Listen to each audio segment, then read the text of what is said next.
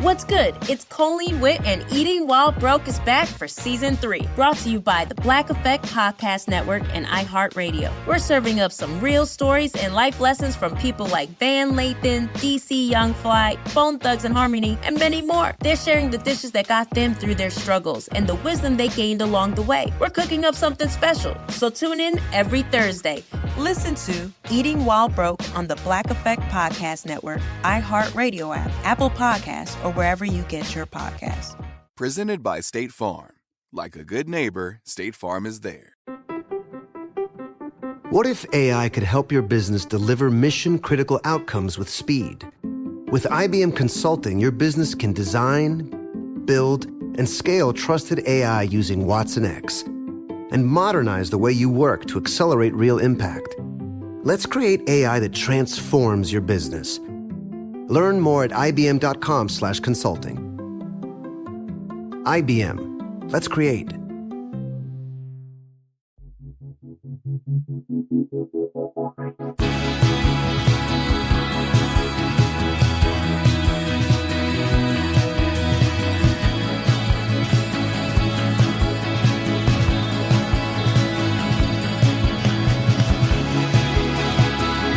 You're listening to 100 Words or Less with Ray Harkins.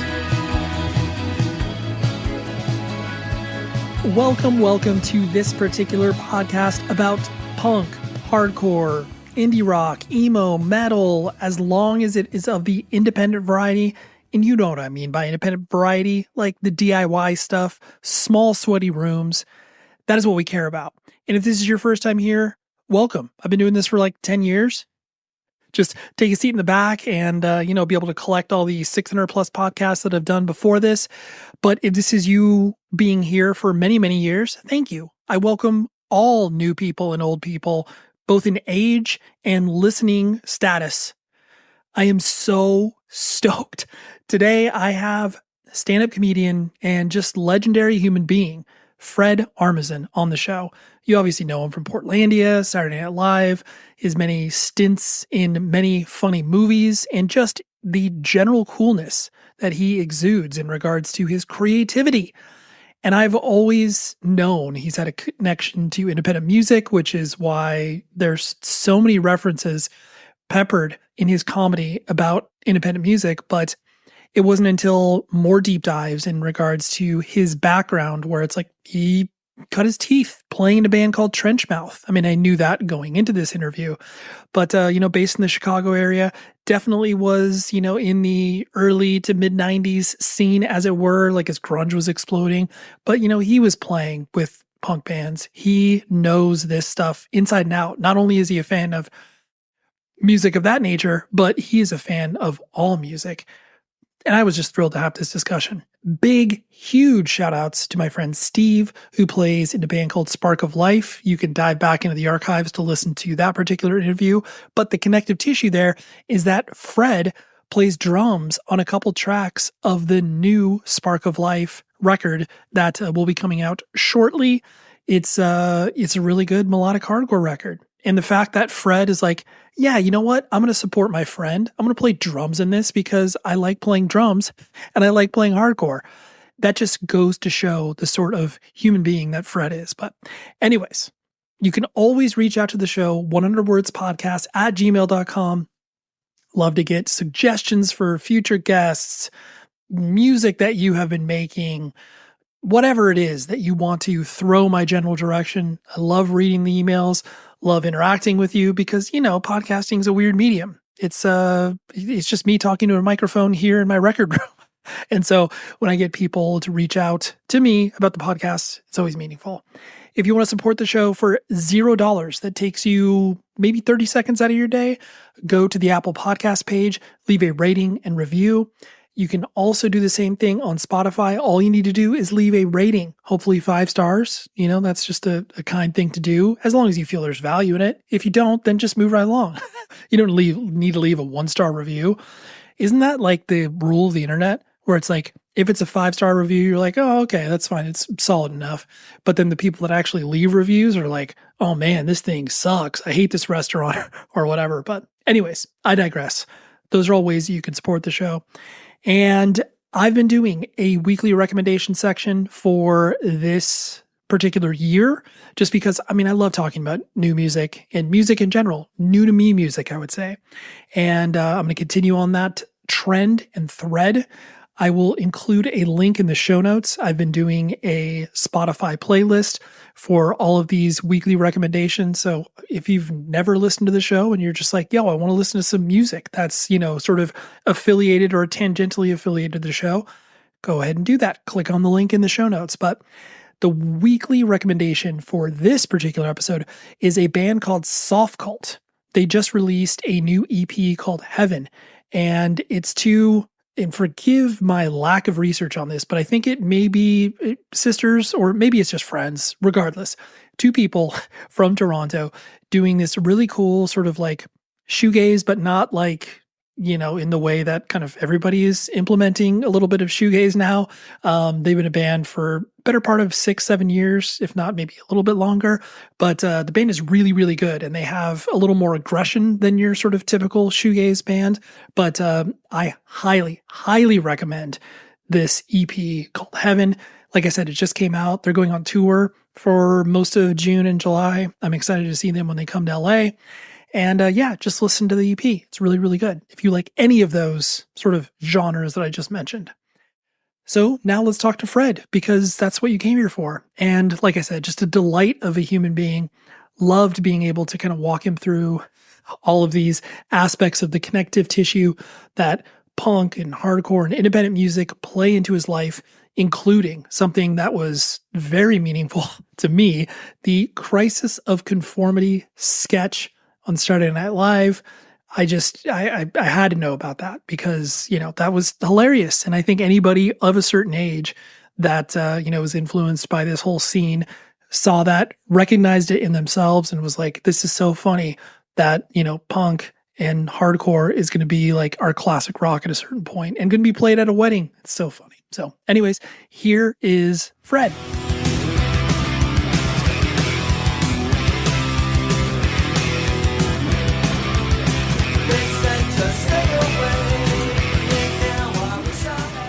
I'm sure it's like this for you where, you enjoy a person's art, whether it's, music, comedy, whatever. And then, you get to know them a little bit more as they peel away some layers, either with interviews or, you just dig into them. Mm-hmm. And you definitely are like that for me where, as a, punk and hardcore kid of a certain age, where it's like I started to see you, around as far as, your comedy is concerned. And then once I found out that it was like, oh my gosh, like, yeah, you're not just like, oh yeah, like I've heard of the Misfits. It's like, you go deep, so to speak. Oh yeah, yeah. And then it made my affinity towards you grow even further. I'm sure there are people like that for you where it's like, okay, I liked them already, based on whatever it is that they're putting out. But then either as you got to know them or as you got to know their, passions and loves, you became attached to them even more. Do you have, people that kind of stick out as I put that question on your desk, so to speak? Yeah. Like if I, just off the top of my head, before like I go into like my musical heroes, I do feel like right before I got on SNL, I was a fan of Maya Rudolph, and I was like, oh, she seems to really, be like a part of like the music scene, and she really knows music in a certain way. And then when I met her and I got to know her, then it was like you said, it's like I liked her even more because she was into such cool music and kind of just like grew up with like music all around her. And she was like, friends with a lot of people who I idolized. And so I think that would be like the first person who comes to mind of like, as I got to know her, I became even more of a fan, and I was already a fan. And then as far as like music people, I would say that about Glenn Danzig, that like when I met him, his taste in music, it runs so deep, and it almost kind of like goes beyond what we would consider punk rock. Like he just like, is really into Elvis, but also like saw every band in New York like when he was growing up. And I think he must have been really young. He just like kept going to like all these shows of bands. He was like describing bands he's like that aren't even documented. He's like there's all the name checks that we all have, it's like, this band and that, but it's like, but there's bands that like never even had the opportunity to put records out. So they're sort of forgotten, but he got to see them all. And then I would say Mark Mothersbaugh from Devo is that way, where he's, as I got to know him more, he like that whole world of his expanded. Bob Mould is like that. Bob Mould is more like and by the way, I'm doing a lot of name dropping. I understand. No, this is the place to do it. Yes, but Bob Mould, there's other thing that happened with him where I felt like I was such a deep fan of his music already. I was like, oh God, he's so intense and so great. And then when I met him and got to know him, there's this like gentle, thoughtful person. And so like, there's this other thing that was unexpected about him that I really grew to love. So those are my examples. No, I love all of those because to your point, it's like you already, either have a personal relationship and start to meet them and start to, dig further in. But then, yeah, it really truly is where it's just like they were already cool in your brain. And then Right. they start to add these other layers to it where you're just like, dude, what do you mean you're like super into wrestling and like you write for like what? Right. Really? Yeah. I mean, I sometimes think it might actually work the other way around. Like maybe, I was a fan of all these people because we shared, without me realizing it, we shared some of the same viewpoints on things, having nothing to do with the art that they're making. Maybe there's something that you can't describe that like links like a sort of like ideology or just like a sort of viewpoint or something that like that it just doesn't occur to you before. So in a way, like when I met these people, instead of it, because I went through a phase where I was like, whoa. But then there's another thing that's more like, I maybe was destined to meet you because we share something. Yep. Yeah. No, it's like you feel that predisposition where it's like, and it, to your point, it confirms all of your suspicions where it's like, oh, like I was destined to like you for all of these reasons, but then, reasons, A through Z now are added on top of that. And of course, now we're totally cool. Yes, exactly. Yeah. Peeling back the layer, I mean, I know I'm not going to, run you through your bio because clearly that's out there. But, as far as the like living in Long Island, and I'm going to guess just like the times that I've been there and, played shows there and done that lifestyle, so to speak. It's kind of, was it a very sort of typical suburban life or was it, okay. Got it. As typical as can be. And this is Valley Stream, New York, which was kind of Italian-American, kind of Irish, even though I wasn't, but that was like what the place was like. So if you could picture Long Island, like a lot of pizza places and bagel places and stuff like that, delis, and very suburban, just like right down the middle, just very, very like what you picture suburban America to be like. And I had a nice high school, I remember, and then my friends were the kind of like my group of friends were the ones who were into punk. So that was really nice. Like there was like a bunch of us and we got to sort of like share music together. And one guy in particular, Kenny Young, we put a band together ourselves, but he knew all about hardcore and through Maximum Rock and Roll. So like he taught me about all these bands or showed me all these bands, played me all these bands. And we would sometimes go to New York City, which is like a 30-minute, 40-minute train ride from Valley Stream. And we'd go record shopping. That's beautiful. Yeah. And, yeah. And I like that too, where, when you do have, even if it's a small group of friends that are into this, weirdo subculture art, like you're not describing it as such at that age, you're just attracted to it. What would you say that kind of like, grabbed you in regards to that stuff that was obviously not conventional and weird, and your parents were probably like, what is Fred getting into? This is so bizarre.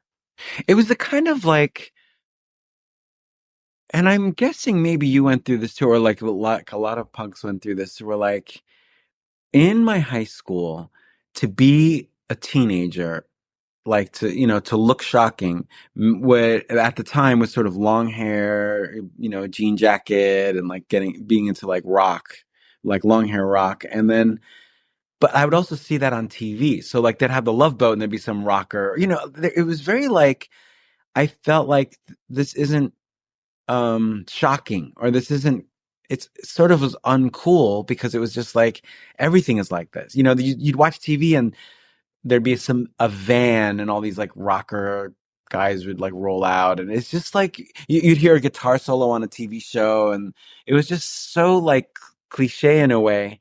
And so it didn't speak to me. And I also like was not into like, I wasn't into like that, the aesthetic or the idea that you just get, I don't know, there's something about it just seemed like it just didn't work for me. And then it was like when I saw like bands like Devo or the B-52s on TV, that seemed more shocking. I was like, now this you can really shock your parents with. This will be confusing. Right. So, but not that that's the goal, but maybe subconsciously that's the goal. It's not you don't set out to shock them. And also my parents were cool. They introduced me to music. They weren't, I wasn't in a battle with them, but there is a duty you have. There's a job to be like, to challenge, whatever cliches there are about music. So when those bands came out and they had short hair, they're very uniform and weird and colorful, that really like, that worked perfectly for me, as well as like getting into like John Waters movies and stuff. It just was like the aesthetic, everything about it. And more than shocking your parents, I wanted to shock all the other classmates. You know what I mean? All these like rock and roll guys. I was like, no, I don't want to compete with that. I want to be like the opposite. So like wearing a like Devo gear or the Clash, and as I kept going, it would be like more and more punk bands like the Sex Pistols and the Clash. By the way, my timing was weird in that this isn't 77. This is like early 80s. So I missed 80s, that sure. first. Who knows how this happens? But to me, it was new. I was like the look of 77, but it was like 1981. Whatever. Right. I'll take it. Yeah. But it's more like as a shock to them. And then when me and my friends got into it, we embraced it. So like everyone else in school was just like losers, like, like they're just conformists, and we're like into the Dead Kennedys and Black Flag. And, right. And I enjoyed that. Like I enjoyed this sort of like, it is like sort of, there's like a snobby quality to it. Like, no, what we like is even cooler. And that wasn't the only reason for it. I mean, also the short songs really worked for me.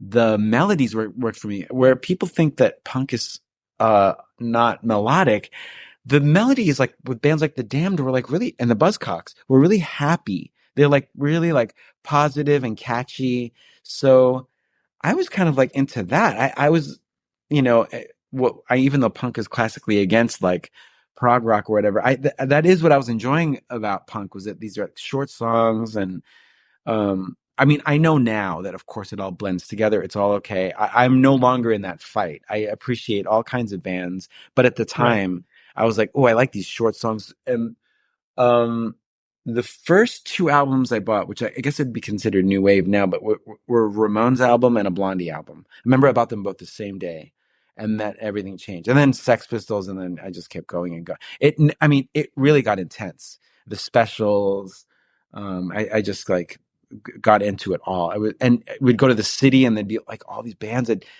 all these records that I'd never heard of, and their album covers looked so cool. And it was just, it's a journey like that I'm still on. That when I stepped into doing that, I am today still in that. I'm looking for those records. Right.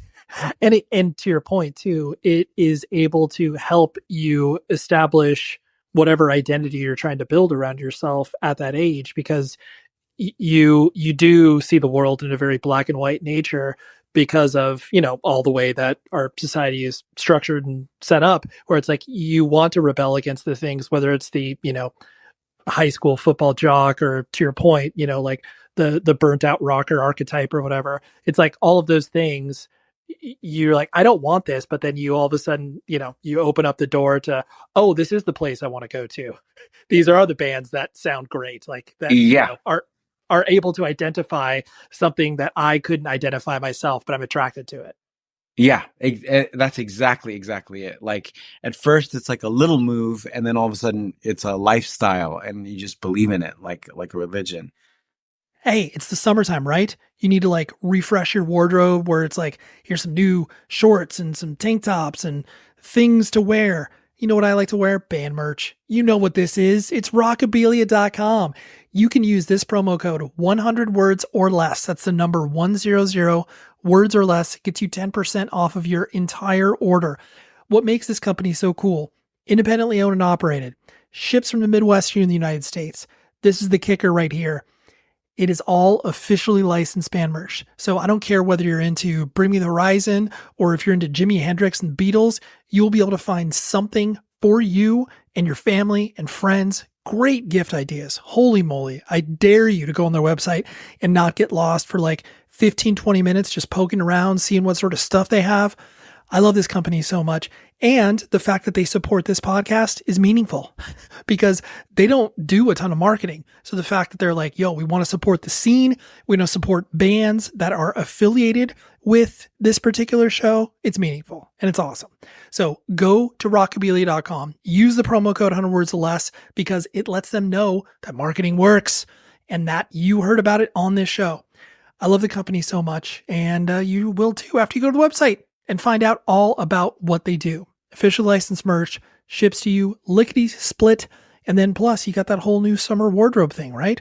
I'll bet you, I haven't looked, but you could probably find some swim trunks there. Rockabilia.com, 100 words or less is the promo code. Go buy now. This show is sponsored by BetterHelp. We're sitting here. It's like June, and you're like, where has the time gone? And everybody's like, oh my gosh, I have no idea. I got to like accomplish all these other things. Take a moment. Focus on the things that obviously for one matter to you, but for two, look back, be like, what have I done well? What have I done not so well? And maybe I can, ask some friends and family for some help. But where I have always gone to in regards to figuring out what I can do better, therapy. Therapy is an incredible tool at your arsenal that you can dip into. I've done it for my marriage. I've done it for myself personally. And I'm a huge advocate for what therapy can do for you because it is a third party that's able to look at what you can do to improve your life and be a person to help you along in your journey. And so I think if you were thinking of starting therapy, give BetterHelp a try. It's entirely online. It's designed to be convenient, flexible, and entirely suited to your schedule. All you do is fill out a brief questionnaire, you get matched with a licensed therapist, and then boom, you're done. It's great. And then if you're not vibing with the therapist, you can switch it at no additional cost. So take a moment, reflect on the things you've done, reflect on the things you want to do, and visit betterhelp.com/Ray today to get 10% off of your first month. That's BetterHelp, HELP.com/Ray. I like that too about, your journey through, music and obviously playing in Trenchmouth is, well documented. Well documented to us nerds, definitely not the, broader mainstream culture. Like I love when people are like, oh, like Fred Armisen's like, in a band, he's a band dude. It's like, yeah, have you not paid attention to that? But it's like, yeah, okay, they haven't, obviously. It's weird. I sometimes, and this makes no sense. I get a little, like I have a little thing when people don't know that about Trenchmouth. I get a little bit like, how do you not know that? I'm like, but that's my ego. But that's my ego speaking. But I'm just like, right. Trenchmouth is such a big part of my life. And I'm like, how do you think that when I started was just when I started doing comedy on TV? But it's dumb, I know. But it's a No, little thing I have in my head where I'm like, yeah, yeah. It's like, have you not paid attention to my oeuvre? Like, I mean, yeah. I didn't just appear at Saturday Night Live for no reason. It's like I had to play in Trenchmouth in order to get here, guys. Yeah, absolutely. Yeah. Or sometimes I think of it also like the drumming for Trenchmouth was so frenetic. It was like really busy and really crazy. So when people are like, "Oh, you play the drums," I'm like, "No, I don't mean like I just tool around on the drums. I'm saying I lived in those drums. I like played really fast and loud a lot. So it's not like I just was like, oh, here's a little bit of blues. You know, it was like, Yeah, I'm gonna dabble around. it was like heavy, heavy. You know, it was like a focal point. So yeah. Right. Yeah, this is my life. And to that point, like I presume drums were like the literal first instrument that you were, I mean, not maybe attracted to as far as, like clearly you probably heard guitar and people singing and stuff like that. But what pulled you into drums especially? It's like, it's so crystal clear and definite, but I don't know how to put it into words. Like as soon as I heard the drums, I mean, my parents bought me Beatles records, and I just the sound, like right away, I was like, that instrument is the best, whatever that is. And Right. then, like, when I was a little kid, go to some amusement park or something, and then there'd be like a band playing somewhere and a little, just for the people walking around. But I'd see the drums, I'd be like, wow, I was so attracted to them. Just a drum kit. I just wanted to stay there. I just wanted to watch whatever was happening, and it just kept going from there. And it hasn't stopped. I mean, it's just such a great instrument. Yeah. When you, got your first drum kit and you obviously, started to learn with your, parents probably being like, is Fred really going to be doing this? Like, is this just, a phase? Is he going to, sell his drums in 3 months or whatever? Obviously they were permissive enough to, let you continue to play. But was it a little bit of that? Oh, I don't know if this is going to stick. This is going to last.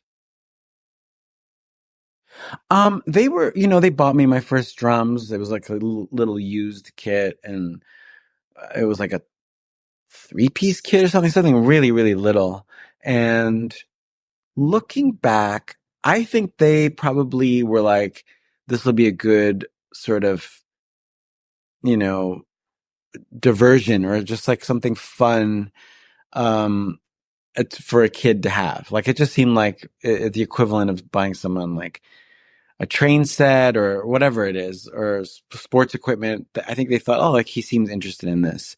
I think that like they probably weren't that excited that I would keep going with it, or maybe they were, but who knows? I just I've just come to the conclusion that I don't know that it's good for parents to be totally supportive of what kids do. I don't know if that's good for art or good, it's probably good that like they weren't like, here's a drum book and here's some more drums and here's something about percussion. Maybe it's kind of good that they were a little bit indifferent. It just gives me, Right. it gave me room to like, it actually gave me room to discover stuff on my own so that I could buy records and like try to learn stuff off of records without it being like, oh, we believe in you, whatever you do. I like that it was a little bit, Something you like had to that. push against. So, Yeah. I just kept trying to learn stuff. I had a drum teacher. I learned Blondie stuff, Clem Burke, and then Devo drum parts and all kinds of stuff. Yeah, that's amazing. Yeah. When I know, like you mentioned, Clash and Devo were, big for you finding music. And like you said, you just kind of saw them on TVs and stuff like that. When you first started to, go to shows in the city, was it with that, group of friends that you had in high school and everything like that? And were you, was it scary going into the city?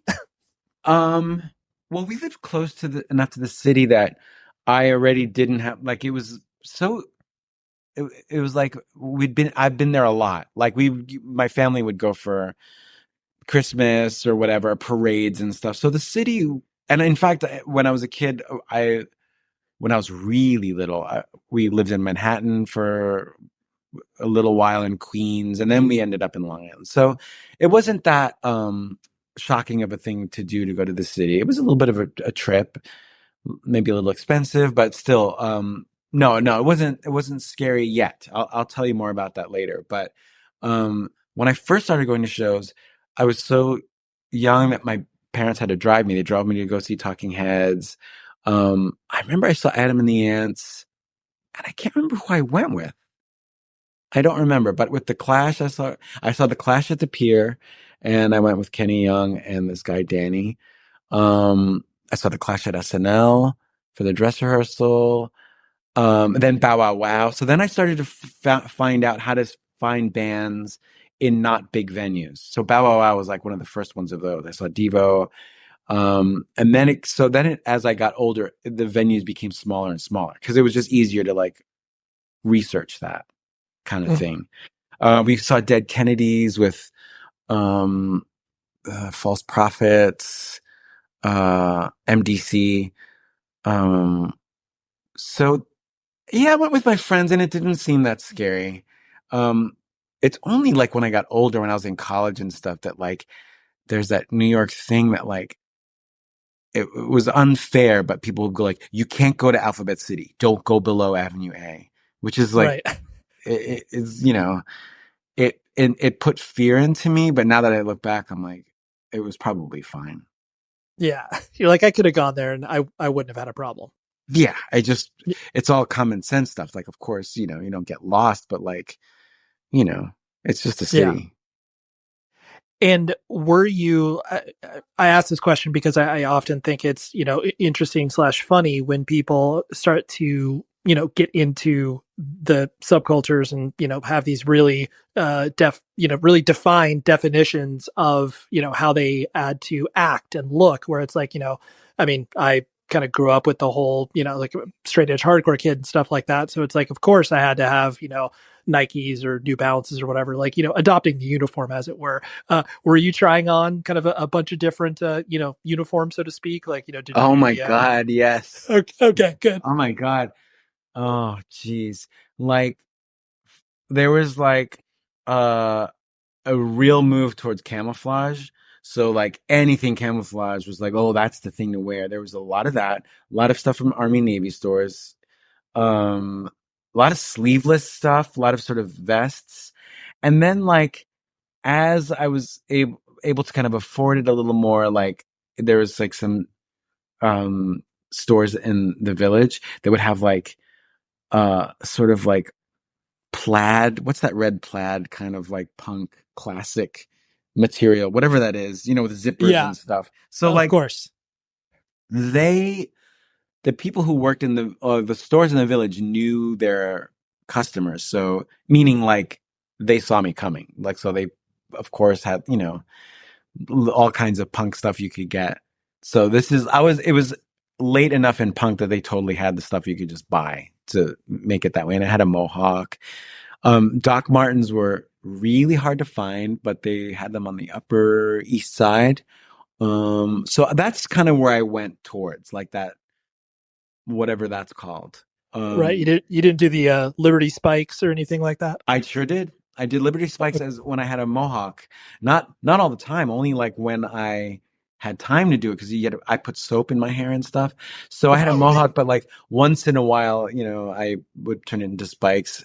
Not huge, tall one, like tall enough, but like not like the crazy ones you've seen. Bleached my hair, shaved my head. Amazing. Wait, shaving it, I did it a little later, but like high school was like, I bleached it in high school and then I had a mohawk. T-shirts, of course, all kinds of pins. Like that was like such a fun thing to buy. Yeah, T-shirts and that kind of thing. I vaguely remember flannel shirts tied around my waist. So there's like this sort of skirt hanging off my back. You know what I mean? Like over my butt, like a little, why did I do that? I'll never know. Well, that's like, when you feel like, I mean, I'm younger than you, but not by much, but there was that idea of, especially with, the insanely baggy jeans, like that, people wearing Jinkos and stuff like that. And you look back and you're just like, none of that was a good decision. No, no, it's like the flannel shirt hanging. I'm like, why didn't I just wear the flannel shirt? What is that? What Right. what did that? What did that get me? And, that was such a strange. And another, I remember one time I bought a belt. I think I got this in the city, a belt of bullet shells. Oh, Like this sort of, absolutely.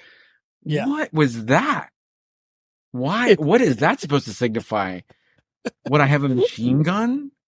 Right. Well, I almost feel like that was like, that part I don't understand. oh 'Cause- yeah, absolutely.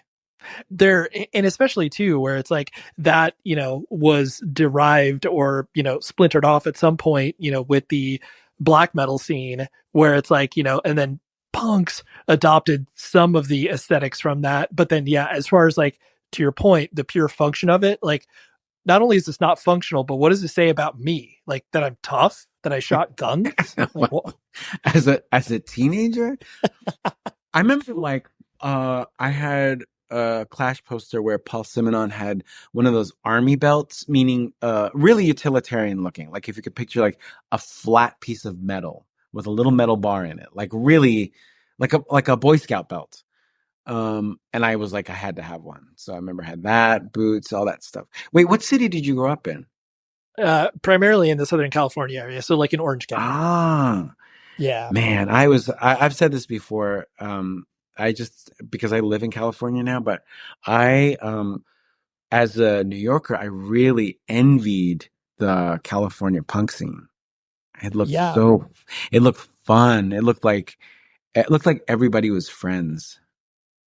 No, there was definitely that air of, menace that existed no matter where you went within, the punk scene. But with California, the moment that you start to add, skateboarding and surfing into the equation, like, I mean, especially once you saw bands like, Descendants come on the scene, where it was just like, oh my gosh, like this is not only a breath of fresh air, but like, oh, you can have fun doing this too? Okay. Yeah. Oh, how great. How Yeah. great to like have grown up around the Descendants and all those bands. That's just nice. It's just like so positive. And Yeah. it's Totally. just great. It's great. Yeah. We got to see All. I remember All came around on tour Yep. a while, like back then. But yeah, that's Yeah. great that you were in California. Yeah, absolutely. Kind of, looking at the Trenchmouth, years of your life, like I find it so interesting, especially because, I know that you obviously started the band, in college and with your friend, and you guys moved to Chicago because that was where you felt like you were going to not like make an impression, but that's where you felt like you had more of a, I guess, a leg up. Like, what was the rationale for you guys being like, Oh, that's fun? no, that's it's more like the singer Damon. I went to school with him in New York City, School of Visual Arts, and Right. when I met him, I was just like, this is a person I want in my life. Which, by the way, he's still in my life. So I was right. I was like, that guy is like a special, special person. His taste in music and the way he criticized things, I really loved. I was like, oh, almost like when I, would criticize like all the rock and rollers in my high school, like rock guys. He had like a level of that I really liked. So I was like, let's put a band together. So we put a band together in New York, but then he was like, I got to go to school in Chicago. I'm changing schools to the Art Institute. So because of that, I was like, well, I guess I'm coming too. Right. Whether you wanted me or not, here I am. Yep. I was like, we're going to keep going. I believed in him so much. And then the bass player, Wayne Montana, also like he came along too. So, yeah, That was just to keep everything together. Yeah. Yeah. I'm very pleased that it all went that way. I really believed and still believe in Damon enough that I was like, whatever I have to do. Yeah. Well, and I think too, I mean, Trenchmouth, and I'm sure you would agree with, some of this sentiment. Like you guys are definitely, a weird band where like you threw a lot at the wall. I mean, you obviously were coming with a point of view, but you were definitely playing a lot of different styles within there. And I think Chicago, because it was such an interesting place at that time where you had all these, weird bands, whatever the whole, noise rock scene, all that sort of stuff. So it's like you guys could kind of like maybe find a spot, not like New York didn't have that, but, did you feel, I guess, that you were, for lack of a better term, like welcomed into the Chicago scene, or did you feel like you had to really work for it?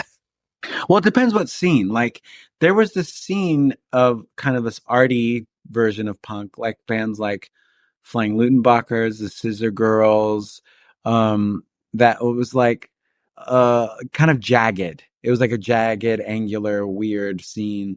So, and we played a lot. We played at the Czar Bar, and we played at all these places that were like had bands like that. So I feel like in that zone, yeah. And then the other Chicago scenes, we weren't a part of, but that, that's how scenes are, I guess, that we were not a poppy band or a mainstream band, and that's the choice that we made. So, Right. The scenes that we were in reflected that, but it was awesome. We played at the Fireside Bowl, this all ages place, a whole bunch of times, and it was awesome. Tons of people there, tons of great bands on tour. Remember we played with Brainiac there. It was great. So yeah, it was that scene I really liked. Yeah. Well, and I think too, Chicago was such this confluence of all of these different scenes. And I know that many like all ages venues, like the Fireside, it's like, yeah, one night you would have, a bunch of hardcore bands. The next night you would have, Scratch Acid Player, whatever. Like you would have all of this stuff happening. And then, kids would come to a lot of these shows kind of irregardless of if they knew the bands or not, just because it's like, oh, if it's at the Fireside, like we'll be there. And, I might find new bands that I wouldn't have checked out otherwise. Yeah. And physically it was a cool place too. Like it was in a part of town where it was kind of like easy to get to, easy to park. And because it's a bowling alley, it didn't have like the vibe of a bar. So It wasn't like so all ages that it was just like a building in the middle of nowhere, which is fine. But, there's those places that are like, hey, we got this VFW hall. It was like social. It was still people friendly and active, and people are bowling and stuff. But it still wasn't like a bar where it's like smells like alcohol and all that stuff. And, right. I think there's a separate bar you could go to, but primarily it was like this all ages place.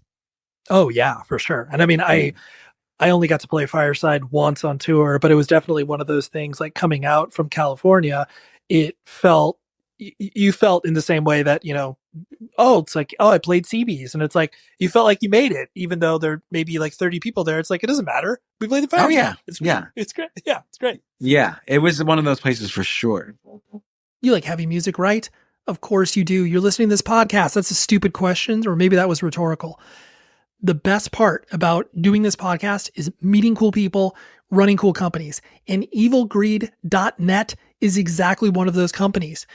They're based out of Berlin, Germany. They have a very specific point of view on the stuff they sell, the bands and record labels that they work with. They don't just open the doors for everybody to work with them. They have a highly curated list of heavy music, merchandise, and records. I have been describing it as like, artistic heavy stuff, but they actually were able to hit the nail on the head and say heavy music, merchandise, and records. Just to give you a little sample of some of the bands they work with. Say you're into, Sun, Spectral Wound, Brutus. They have stuff from record labels like Triple B and Flat Spot. So if you have something that is affiliated with this show, some passion for this type of music, trust me in saying that you need to visit evilgreed.net, because not only do they sell merch, but they've got a ton of cool stuff as far as vinyl and music, a lot of amazing things. They ship from Berlin, Germany, but the exchange rate is very advantageous for us right now here in America. And plus, I've ordered from them before here in California. It's got to me in like 9-10 days. It's unbelievable what this company can do. So please go to evilgreed.net. let them know that we sent you in some capacity, whether it's like a little note that you do on your checkout, whatever the case may be. Support this company. I wholeheartedly believe in what they do, and continue to buy merch from them because it's great and I love what they do. So have fun shopping. Baseball fans, BetMGM is giving you the chance to win a prize every day during the baseball season. Step into the batter's box for BetMGM's Swing for the Fences free-to-play game. Pick an area of the strike zone and take your best swing. If you get a single, double, triple, or home run, you'll receive a prize. Smash a home run to collect a bonus bet on us. Just log into your BetMGM sports account to get started. Then visit your promotions section to access the Swing for the Fences free-to-play game. You'll score a prize if you hit a single, double, triple, or home run. There's nothing more exciting than going yard, so swing for the fences with the king of sportsbooks. BetMGM and GameSense remind you to play responsibly. See BetMGM.com for terms. 21 plus only. Virginia only. Existing customer offer. Subject to eligibility requirements. Rewards vary depending on market and expire 24 hours from issuance. Gambling problem? Call 1-800-GAMBLER.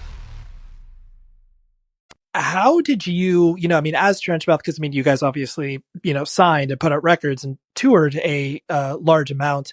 How did you personally interact with, I guess, the business side of music? Like, once you started to enter, recording contracts and, getting paid for shows and stuff like that, did you personally kind of like, I know you cared about it, but like, did you kind of have like a healthy distance from it, or were you, like in the thick of it? What was your relationship with the business side of things?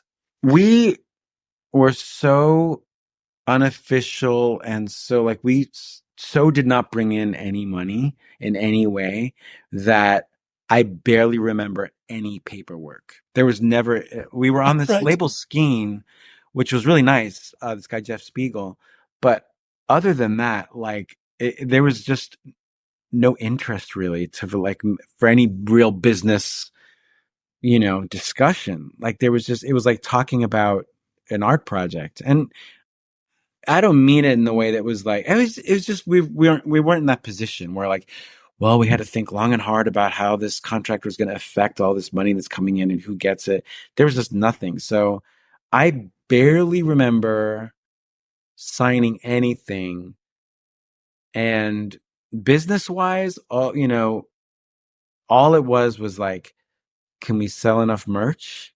We'd have t-shirts and stuff on the road to pay for our gas, which we did. We did okay. Like with sort of that cycle of like getting paid for a show, whatever it was, I don't know, $200, $300, and then like making something on merch. We had like enough that we can keep the van going and sort of like have this existence for those tours. But that was my memory of it. Like that's the extent of it. Right. Yeah. It was very, hand to mouth, just like one foot in front of the other. Like, did we get $50 to go to the next show? Like, that's cool. Like, hopefully we'll get another ass. And we did okay. But, we just never had that. Well, I don't remember any discussions with the band going like, all right, here's a, big change. Now, Damon might have a different memory. I don't know if he has like, I remember when Skeen got signed to East West, it almost just happened on its own. Like, I don't even remember us having to like approve it. It was just like, oh, I guess Skeen is part of East West now. Right. I guess we're on a label now that's a little bit bigger than our last one. Exactly. Right. And I'm guessing Jeff Spiegel he's probably the one who had to deal with all the sort of contractual things with that. But it was just his whole label that got sort of signed. So yeah, that's really, I've never been asked that question. So I'm really like digging into my memory. And the more that I think about it, I'm like, I don't remember the big day, like, all right, here we go. I don't remember any of that.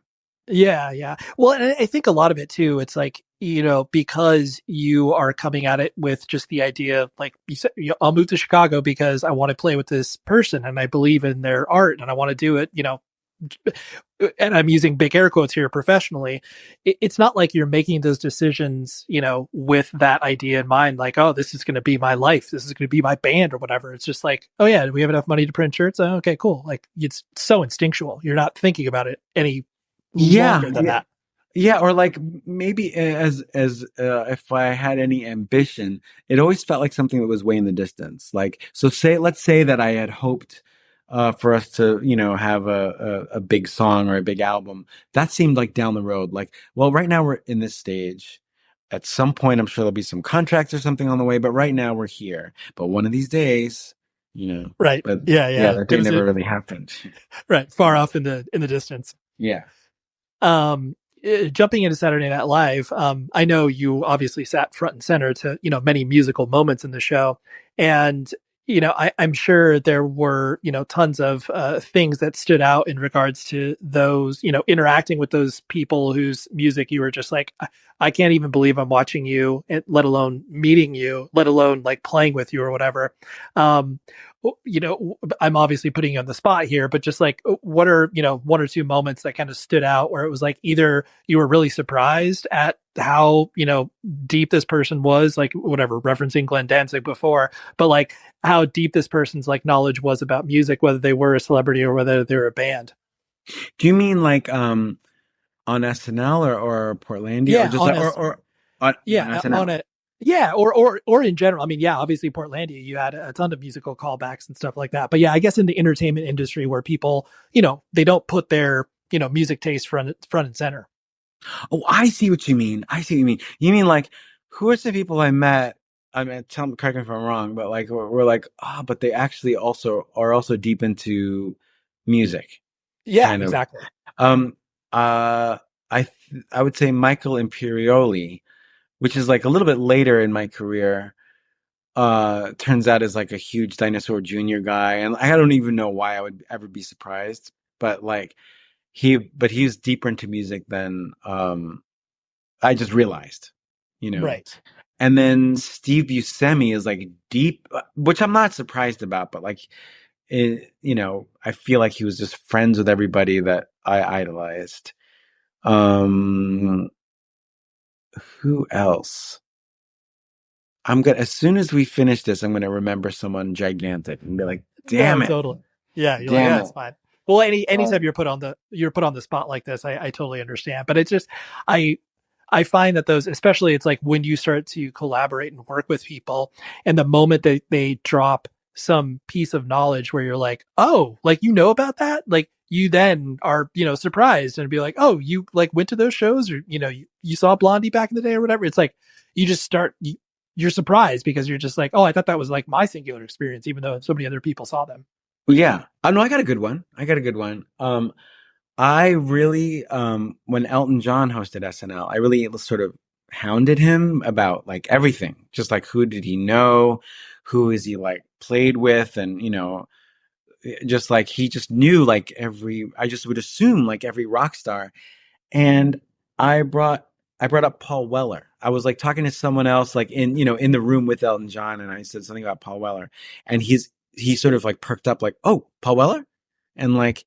That made me go, oh, I love that everyone. That was very exciting for me. And then like, as I found, as I sort of researched him more, he's like, played with like OMD and stuff. So he was kind of in that scene a little bit, because like when he was on, I also had like this, like, I wanted him to sing a punk song, which we wrote one for him. And it was a sketch where he sings a song that I was like, I want to see Elton John singing a punk. And he knew it, of course. I don't know why I would expect any different. I don't know why a compartmentalized artist of course he was in England and of course he knew all these bands, but it was nice just to hear him go, ooh, Paul Weller. Right. Yeah. It's like Sir Elton John knows this. All right. That's good. Yeah. He's even cooler. He's even cooler than I thought. Yeah. But Glenn Danzig, I'll never, like, that's one of the biggest, like, amazing, sort of like lucky things in my life that I've ever gotten to, because he seems so mysterious to me. Absolutely. So that's why I like the sort of like just getting to know him was like a really nice surprise. Well, and I think one of the funniest things on the internet is obviously him shopping for kitty litter. And that's like the exact reason why people are like, he's so mysterious. And like, yet there's a picture of him buying cat litter. It's amazing. Right. I guess, you know what it is? I suppose like sometimes we make up in our heads that like someone's mysterious. And so then we just apply all this like sort of mystery to them when they're probably just, not into doing that too many interviews, and then they seem like they're hard to reach, but they're probably pretty normal. Right. Yeah. Danzig sitting around being like, dude, no one's asked me to be on a podcast. It's kind of weird. Yeah, exactly. Yeah.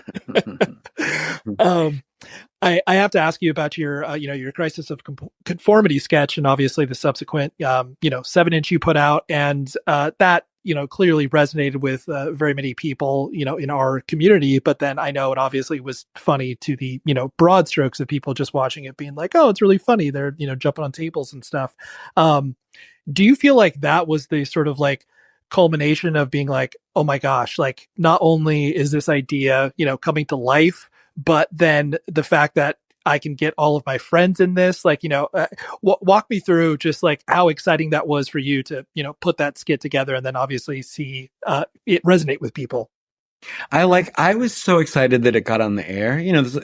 There's a lot of sketches that don't go on the air, and sometimes, the timing doesn't work out, or the host doesn't want to do it, or for whatever reason. So like the fact that it went out on the air, like I'm still buzzing from it. I'm still blown away that it happened at all, because it is so inside and so specifically for us, meaning like me and you and, people who grew up on that music.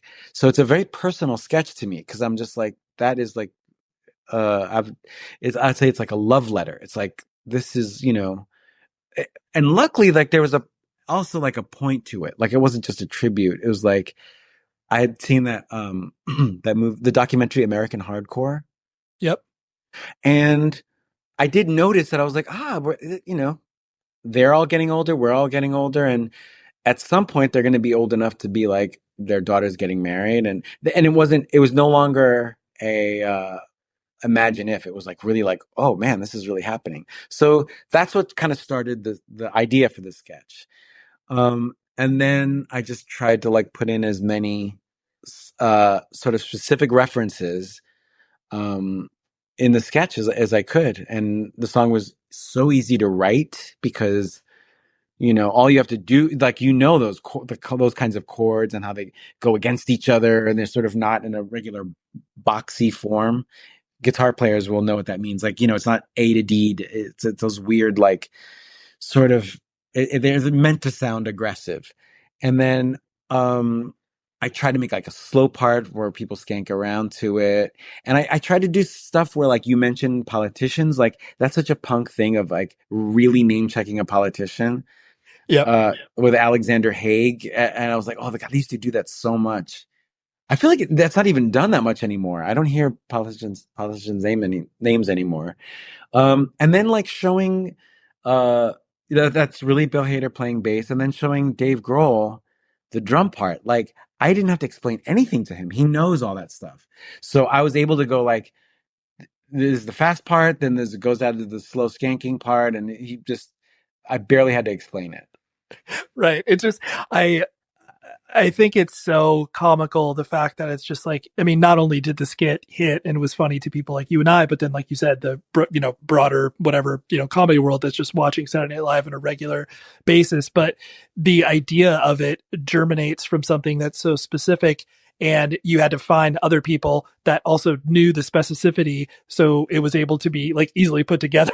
It's just to say, it's so funny to watch all that transpire and be like, oh yeah, it makes total sense how that, how you were able to be like, hey Dave, like just count us in and we'll do it. It's fine. Yeah. Yeah. we actually had to lose, because of timing, we had to lose a verse for the air show, when the show went on the air. And that because of Dave, it was just easy to go, okay, we're taking out the second verse. So, right. Yeah. So, yeah. So easy to do. And now looking back, I'm glad, like, no, I'm not glad, but I'm just like, it's fine without a second verse. Yeah, totally. It hits that much harder because of just the, shortness and punchiness and absolute, insanity of that piece.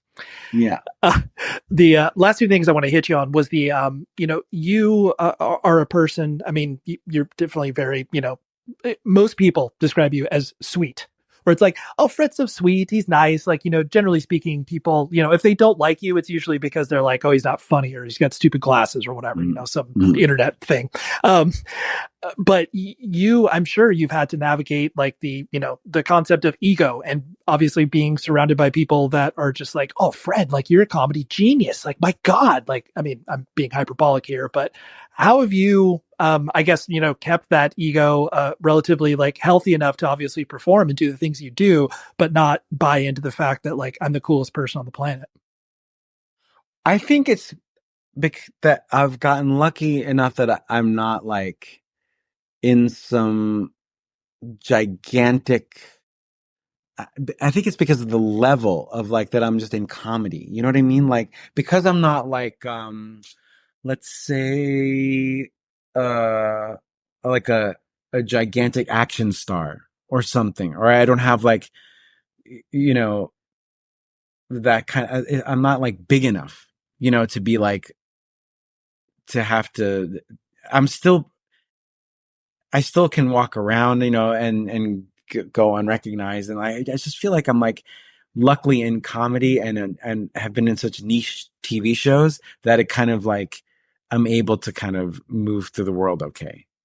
Meaning like, yeah, just like, luckily I'm not on, I'm not producing some gigantic show that, although who is like that? I don't know what I'm trying to say. I just feel like my life is pretty like kind of in some ways like normal,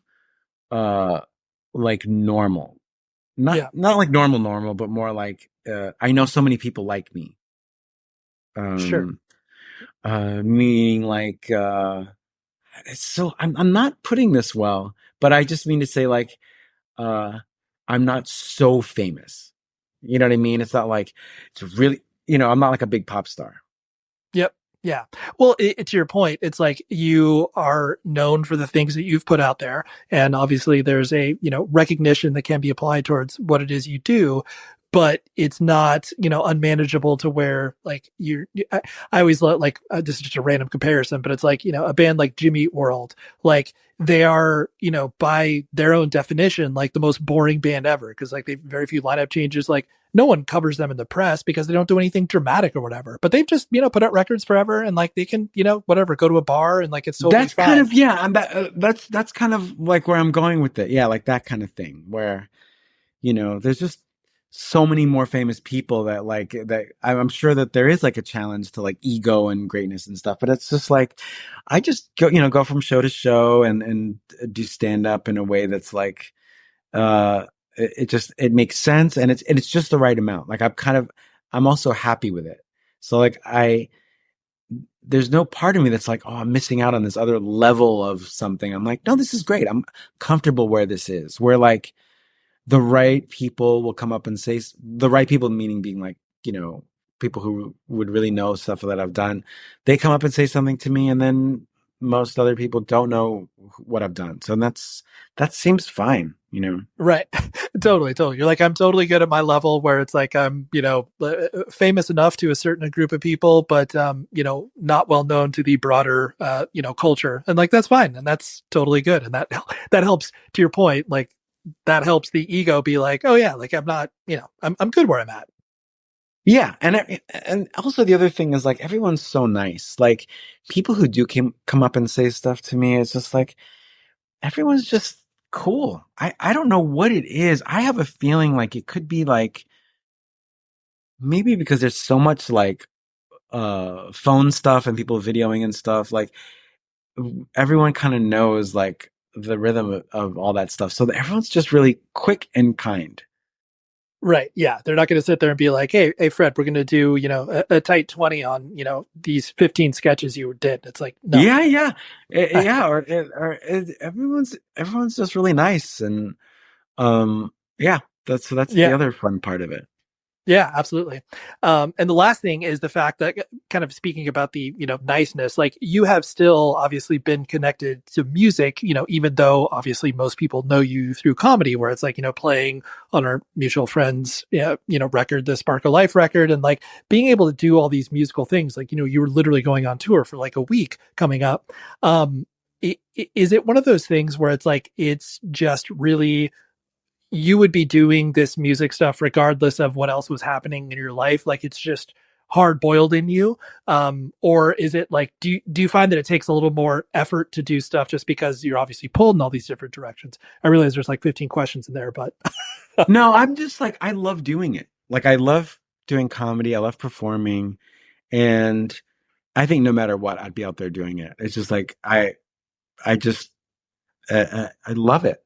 It's, it's like something that's always growing, something that's always changing. I like that, like, I try to rephrase things I say on stage, and I try, meaning like, so the joke could sort of evolve and sort of, is it funnier if I say it this way, or, all that classic, like, stand-up comedy stuff that I like, not that it's not a script. So I just kind of like keep working on it. And, as corny as it sounds too, like, I also like going to all these different cities, like, wow, I'm in Minneapolis. That's right. Pretty cool, And then the fact too, that you can obviously blend the musical life, like, being able to, like, play guitar, play drums, like, do whatever you want to musically, and it still fits in with the context of what you're doing with comedy. Yeah, exactly. There you have it. That was Mr. Fred Armisen. If you've never watched his stuff, like, you're not even listening to this interview right now. You just completely skipped past it. But if for whatever reason you've never watched Portlandia or some of his sketches, like I said, watch the Crisis of Conformity wedding band sketch. You can find it on YouTube, obviously. And then watch Portlandia, because that show is absolutely incredible with Carrie Brownstein from Sleater-Kinney. It's just great. So funny. And he is a very genuine human being. And, like, he doesn't need to come on this show, but the fact that he carved out time in his day to do this, not only for myself, but a friend of the show, that's just, again, shows who he is as a human being. So big thumbs up on that for his time in hanging out with me. Next week, I have, so excited about this one, Kevin Baker from Hope Conspiracy, from Bars, from Piecemeal. He is a person who I've actually wanted, All Pigs Must Die, let's not forget about that. He's a person who I've wanted to have on the show for quite some time. I knew he was kind of more of a private person, like, he's, not on social media, not broadcasting what's, happening in his life, so to speak. But I was always nervous about, approaching him with the idea. But a friend of mine does publicity for him, and I was like, hey, would he be interested in this? She was like, absolutely. So we did it, and that's what's happening next week. So Kevin Baker from the Hope Conspiracy is happening next week. Until then, please be safe, everybody. The show is sponsored by BetterHelp. Trust me in saying that no matter who you are, mental health challenges can affect you, and how you manage them can make all of the difference. That's why everyone should have access to mental health support that meets them where they are and helps them get through. BetterHelp provides online therapy on your schedule. It's flexible, simple to use, and more affordable than in-person therapy. Connect with a licensed therapist selected just for you. Learn more at betterhelp.com. That's betterhelp.com.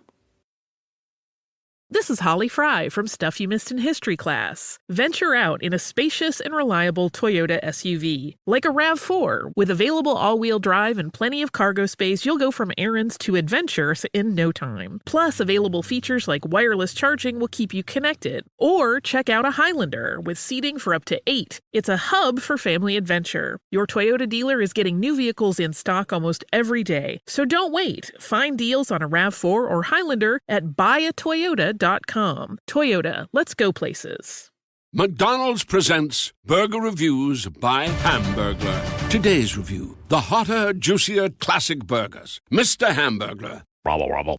He said, of all the McDonald's burgers I've ever hamburgled, these are the hottest, juiciest, and tastiest. Brabble. Hamburglary is on the rise. Get caught with a medium double cheeseburger meal for $6. Price and participation may vary. Promotion pricing may be lower than meal price. Comparison to prior classic burgers. Ba-da-ba-ba-ba.